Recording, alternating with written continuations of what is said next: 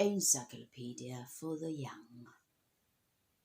Henry the First, who reigned from 1100 to 1135, was the fourth son of William the Conqueror.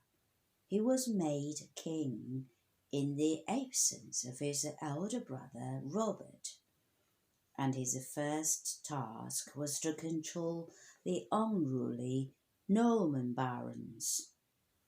His only son, William, was drowned in the English Channel when the White Ship foundered, and he left the throne to his daughter Matilda, but she was never crowned queen. Henry II, who came to the throne in 1154, found England in the power of the barons. Though only 21 years old, he proved an energetic and able ruler. In order to make use of his kingly power, he pulled down more than 1,000 of the barons' castles. He wanted the common law to apply to the clergy instead of their being tried by courts set up by the church. But he did not succeed in this. He quarrelled with Thomas and Becket over it, and Becket left England. After his return 6 years later, Becket was murdered in Canterbury Cathedral. Ireland was made part of the kingdom for the first time in Henry II's reign, which ended with the king's death in 1189. Henry III, King of England from 1216 to 1272, though he reigned for more than half a century, Henry III was a weak and foolish king. He allowed his foreign relatives to take all the important positions in the state, and so upset the barons, and he failed to keep the terms of the Magna Carta, which his father, King John, had agreed to. The barons rebelled and were led by Simon de Montfort, who restored order to the country, but was later killed at the Battle of Evesham, 1265. Towards the end of his life, Henry III allowed control of the state to pass to his son, who later succeeded to the throne as Edward I.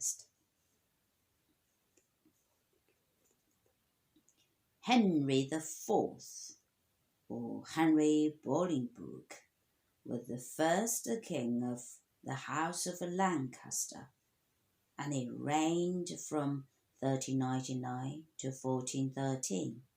There were many rebellions during his reign, and Scotland, Wales, and France all attacked him.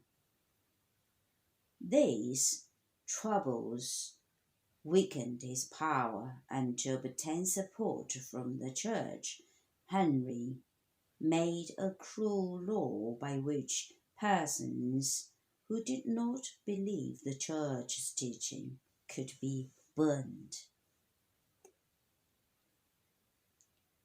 Henry V, son of Henry I, came to the throne of England in 1413 and soon showed himself an able ruler.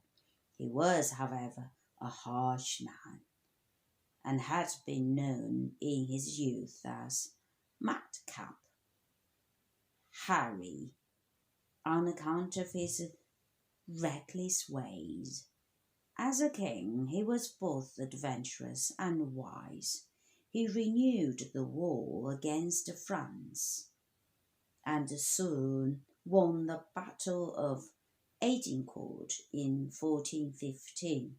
He died in France in 1422. Henry VI, son of Henry V, became King of England in 1422 when he was only 9 months old. And during his childhood, the country was ruled by a council. In this reign, the French army, led by Joan of Arc, defeated the English at Orleans, and England lost all her French possessions except Calais. Henry VI loved scholarships, and Eton is among the schools and colleges he founded.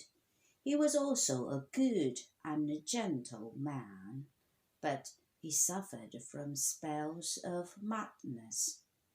At each time, the Duke of York was protector of the realm.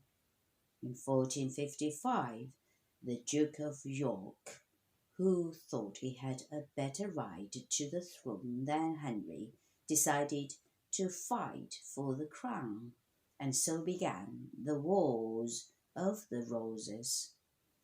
In 1461, Edward, son of the Duke of York, dethroned Henry VI and became the first king of the House of York.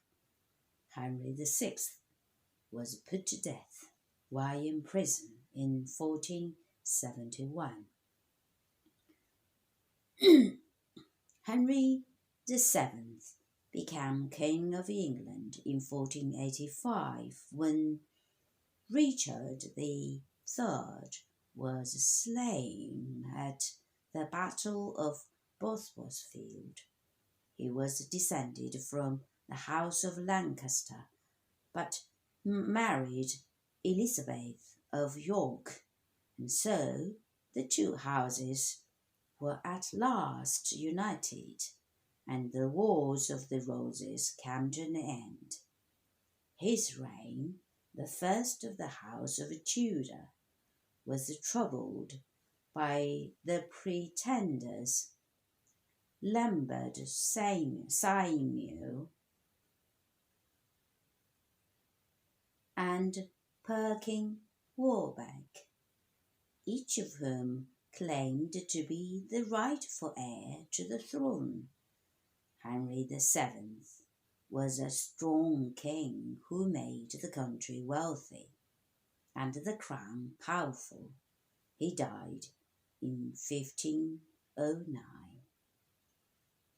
Henry VIII, the second of the Tudor sovereigns, the father of the next three, Edward VI, Mary I, and Elizabeth I. He reigned from 1509 to 1547. He was obstinate, and anyone who angered him risked the executioner's axe. But he helped to make England strong and strengthened the navy. He persuaded the Parliament to make him head of the church in England and to close the monasteries. Most people remember that he had 6 wives